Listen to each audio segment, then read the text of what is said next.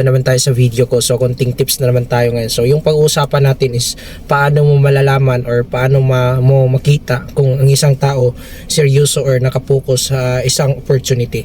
So ganito kasi yan guys. Hindi naman sa sinasabi ko na kailangan kitang diinin para umataw ka, para kikita ako. Hindi po ganon.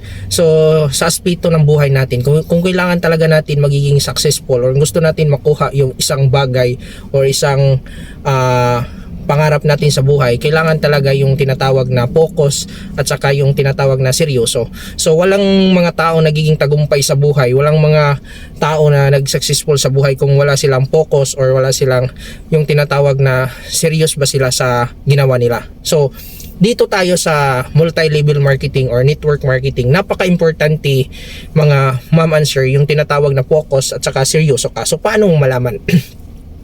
ganito yan.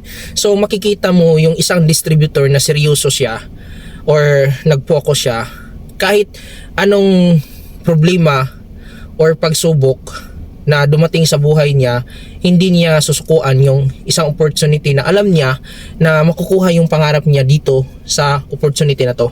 Diyan mo makikita yung isang distributor na seryoso siya. Then pangalawa, hahataw siya, gagalaw siya kahit wala siyang upline or meron siyang kasama. Doon mo makikita yung isang distributor na seryoso talaga siya. Pangatlo, makikita mo yung isang distributor na seryoso kusa siya umatin ng training. Hindi mo na kailangan tawagan, i-text, umatin ka.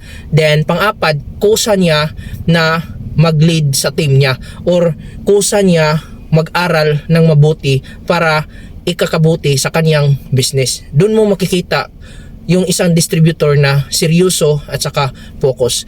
Pag yung distributor mo hindi pa siya ganon, hindi mo pa nakita yung ganon na galaw, ibig sabihin guys, hindi po yan seryoso, hindi po talaga yan nakapokus. Umbaga sa percentage, nasa 50% pa siya or half-hearted.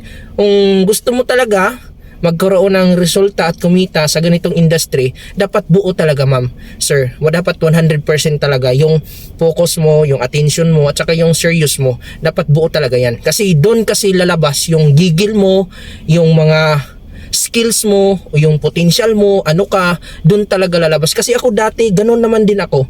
Nung nag-decide ako na mag-network talaga, give up ko yung career ko. Hindi ibig sabihin na susuko ka din, hindi ibig sabihin hinto ka sa pag-work mo. Yung akin kasi nagkataon na nakita ko na pwede pala ako dito, kaya nagsacrifice ako. Marami akong mga bagay, marami akong mga mahal sa buhay, sinasacrifice ko. Kasi alam ko darating yung time, magkaroon din ako ng tamang resulta, magtagumpay din ako, din tsaka babawi din ako sa kanila. So ang point ko dito ma'am, sir, kailangan mo talaga yan sa self mo. Seryoso ba ako? Tanungin mo yung sarili mo, seryoso ba ako? Gaano ka ba kaseryoso? Kasi pag seryoso ka, napagkadali naman yung ganitong business. Nahihirapan ka kasi yung focus mo, yung seriousness mo, or yung willingness mo, yung attention mo, hindi kasi buo Mayroon ka pang mga hidden agenda or may mga pina-priority ka, kaya mahihirapan ka. Kasi ang isang bagay, pag seryoso, gusto mo, madali lang naman, kusa kasing mag-aral ka, gawin ko to kasi alam mo na ikakabuti ko to. So kung ganito sa industry natin, kailangan din yan, ma'am and sir, kasi napaka-importante po yan. Alam mo kung bakit maraming huminto o hindi kumita sa ganitong industry? Kasi hindi gaano ka buo yung seryoso nila. Pagdating may pagsubok, may problema, ihinto. Pag may nakitang mali sa company, pag nakita doon sa ibang company, maganda to, sasali. So pag ganun guys, ako na yung magsasabi sa'yo. Na-experience ko na po talaga yan, yung ganun. Dapat talaga, meron tayong focus. Meron tayong isang opportunity na dapat bigyan mo ng time, effort, pagod, puyat para makamit mo yung gusto mong makamit sa buhay. So, dyan mo makikita yung isang distributor na seryoso talaga. So, I hope meron kang natutunan sa video ko. I hope meron kang nakuhang kunting idea para magkaroon ka din ng knowledge paano pala magtagumpay or paano magkaresulta sa ganitong industry, lalong-lalo na sa multi-level marketing or network marketing. So, yun lang po. Thank you and to God be all. Bye-bye.